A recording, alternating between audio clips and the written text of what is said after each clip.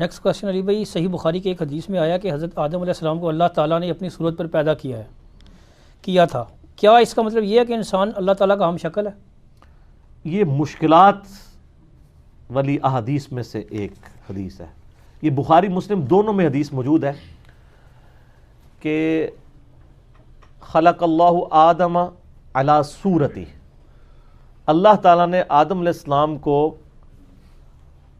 اس صورت پر پیدا کیا۔ اب صورتی ہی جو ہے نا، ہی کی ضمیر اللہ کی طرف بھی جا سکتی ہے کہ اللہ کی صورت پہ پیدا کیا، ہی کی ضمیر جو ہے وہ تھرڈ پرسن کے لیے بھی جا سکتی ہے۔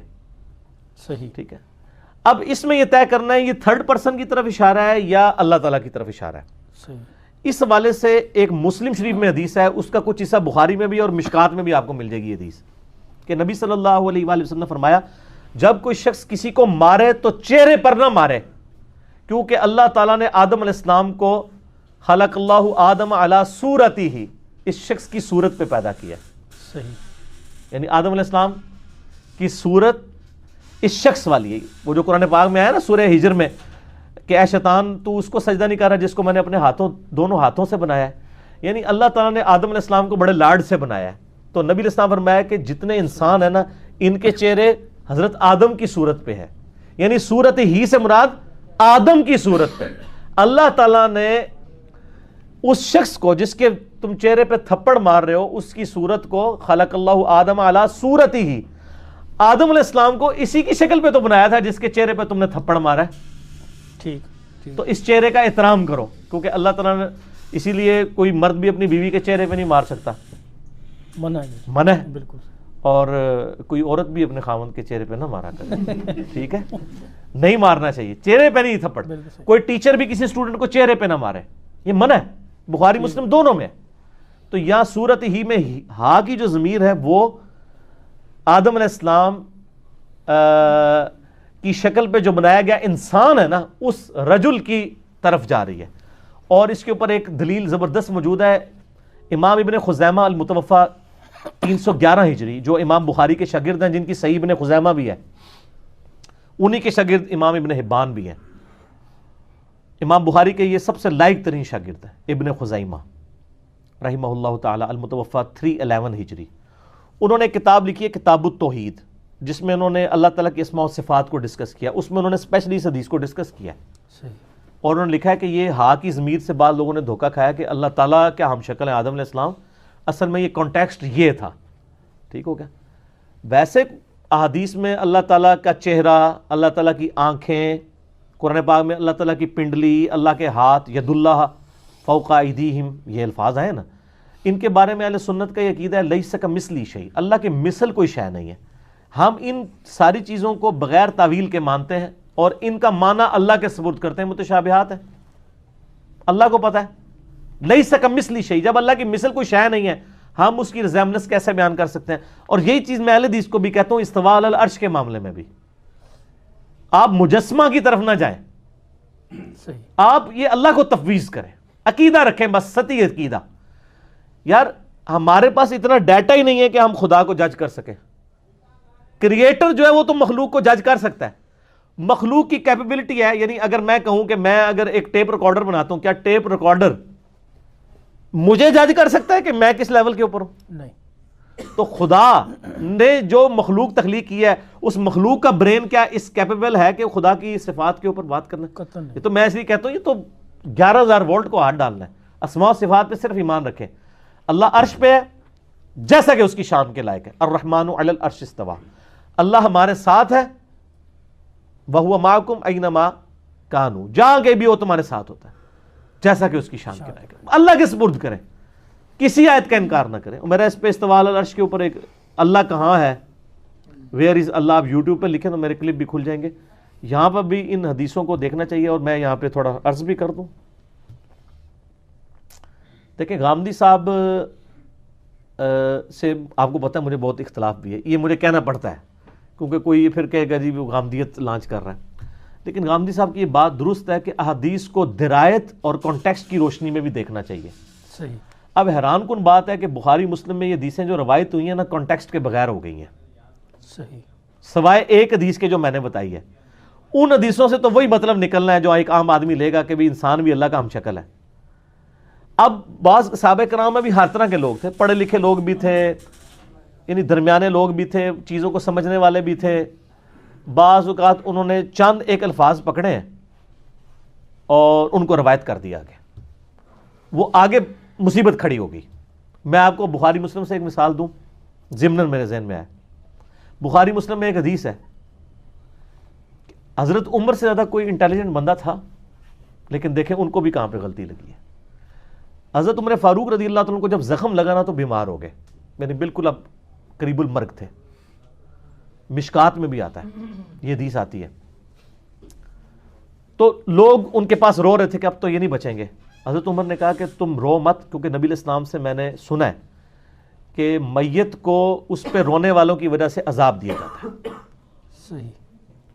اچھا, یہ حدیث اما عائشہ کے سامنے بیان کر دی کسی نے حضرت عمر کے حوالے سے, اور اس کو بیان کی تھی عبداللہ بن عمر نے رضی اللہ تعالیٰ عنہ علیہ السلام.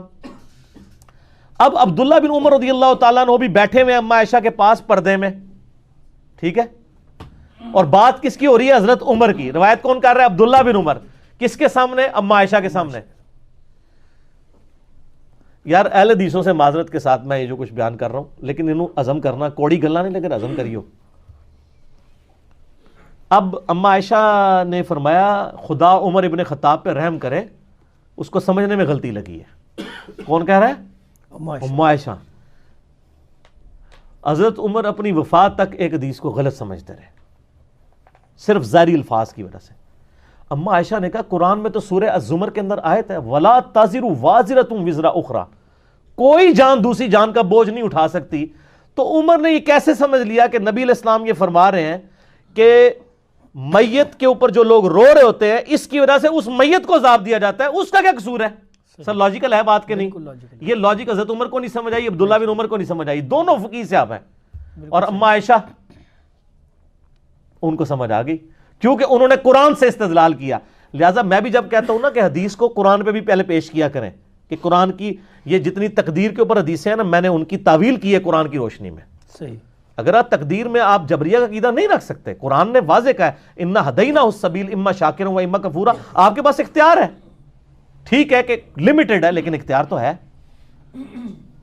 اچھا, تو اما عائشہ نے فرمایا کہ نبی علیہ السلام کے کہنے کا مقصد یہ تھا, یہ آپ نے کافروں کے بارے میں بات کی تھی, کانٹیکسٹ بتا دیا. حضرت عمر کو بھی نہیں پتا, عبداللہ بن عمر کو. کافروں کے بارے میں بات کی تھی, اور اصل میں بات یہ کی تھی کہ کافر کی میت پہ لوگ رو رہے ہوتے ہیں, حالانکہ اس سے تو عذاب دیا جا رہا ہوتا ہے. یہ رو رو کے کہہ رہے ہوتے ہیں کتنا چنگا سی, کتنا زبردست سی, خیر خواہ سی, اگے جنت ہی چوئے گا. ظاہر کافر بھی تو اپنے حساب سے کوئی جنت سمجھتے ہیں نا. وہ رو رہے نوحہ کر رہے ہوتے ہیں, اس کی تعریف بیان کر رہے ہوتے ہیں, حالانکہ اس کو عذاب دیا جا رہا ہوتا ہے. تو یہ کافر کے بارے میں حضور نے کہا تھا, یہ نہیں کہا تھا کہ مومنین کے اوپر جو لوگ روتے ہیں تو اس رونے کی وجہ سے ان کو عذاب دیا جا رہا ہوتا ہے. دیکھیں بات سمجھ آ گئی.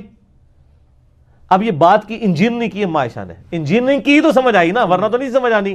حضرت عمر کو بھی نہیں سمجھ آئی, عبداللہ بن عمر کو بھی. اور پھر ساتھ ہی اما عائشہ نے ایک اور مثال بھی ڈال دی, بخاری مسلم دونوں میں ہے. آپ نے فرمایا یہی حال ہے جو حضرت عمر نے دوسری بات بھی سمجھی ہے. اچھا, ہاں جی, کلیب بدر والی.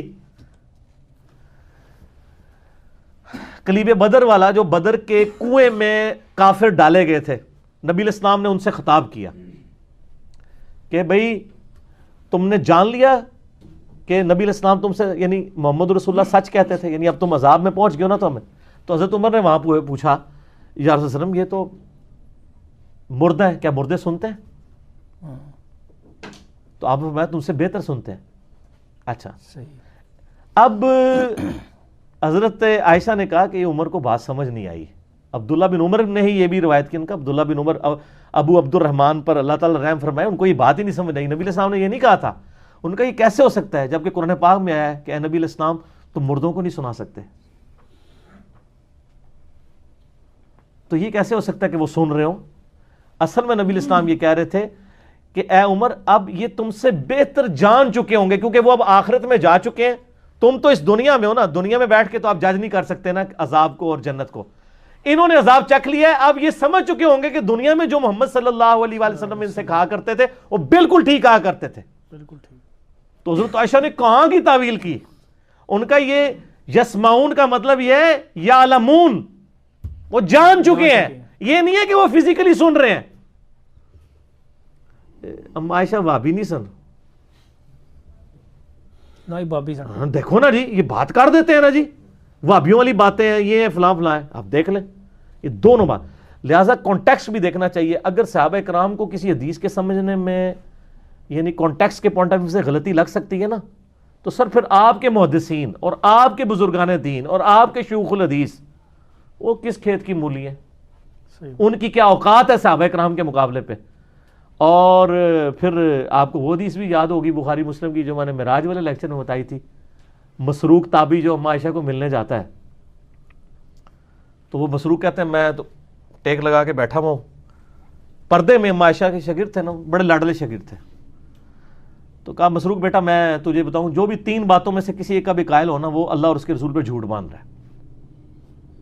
ان کا پہلی بات یہ ہے کہ جو شخص یہ کہتا نا کہ محمد صلی اللہ علیہ وسلم نے اللہ کو دیکھا ہے وہ جھوٹ بول رہا ہے.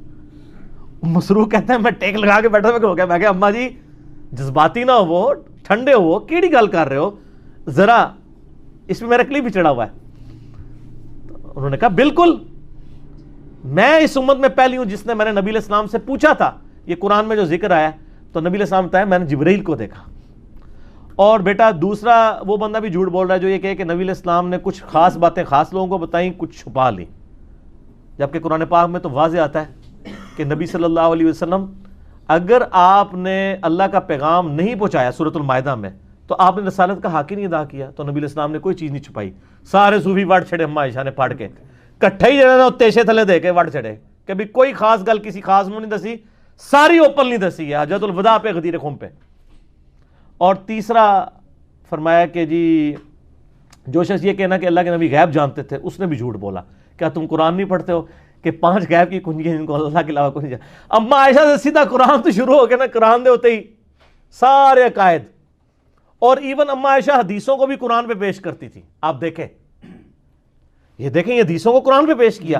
حدیثیں بیان کرنے والے حضرت عمر ہیں، عبداللہ بن عمر ہیں، ان کی حدیثوں کو امام یعنی بخاری اور امام مسلم دونوں نے نقل کیا کہ اما عائشہ نے دونوں کی حدیثوں کو اس فہم کو ریجیکٹ کر دیا جو حضرت عمر اور عبداللہ بن عمر نے لیا ہوا تھا. حالانکہ ظاہری الفاظ وہی فہم تھا جو حضرت عبداللہ بن عمر اور حضرت عمر فاروق لے رہے تھے، لیکن اما عائشہ نے قرآن کے ساتھ اس کی تعویل کی. اس کا مطلب ہے اہل حدیث علماء سے میں ریکویسٹ کروں گا، برا نہیں ماننا، احادیث کو قرآن پر پیش کرنا یہ میری ماں اما عائشہ رضی اللہ تعالیٰ عنہ و سلام اللہ علیہا کی سنت ہے. اس کے بغیر سمجھ نہیں آ سکتا. ہمیں کوئی صحیح حدیث بھی مجبور نہیں کرتی کہ ہم قرآن کے خلاف کوئی عقیدہ رکھیں. جعلی روایتیں تو صوفیاء کی چھوڑ دیں، قرآن کی تعویل نہیں کریں گے، حدیثوں کی تعویل کریں گے. اور مسئلہ تقدیر پہ میں نے تعویلات کی ہیں، میرا مسئلہ نمبر 104 ABC دیکھیں، میں نے ساری احادیث کی تعویلات کی ہیں قرآن کی آیات کی روشنی میں. احادیث سے تو جبریہ کے عقیدے کو سپورٹ ملتی ہے کہ انسان بالکل مجبور ہے، قرآن بتاتا ہے نہیں مجبور نہیں ہے، اختیار بھی دیا گیا. پھر میں نے ان احادیث کی تعویل کی ہے. اور یہ تعویل اگر غامدی صاحب بھی کرتے ہیں، کہیں چلیں وہ تھوڑی بہت ان سے غلطی بھی ہو جاتی ہے اور آپ کے بقول وہ ڈنڈی مار جاتے ہیں، وہ علیحدہ بات ہے. لیکن میں الحمدللہ کسی حدیث کا انکار نہیں کرتا، میں اس کو منوان اسی طریقے سے سمجھنے کی کوشش کرتا ہوں قرآن کی روشنی کے اندر.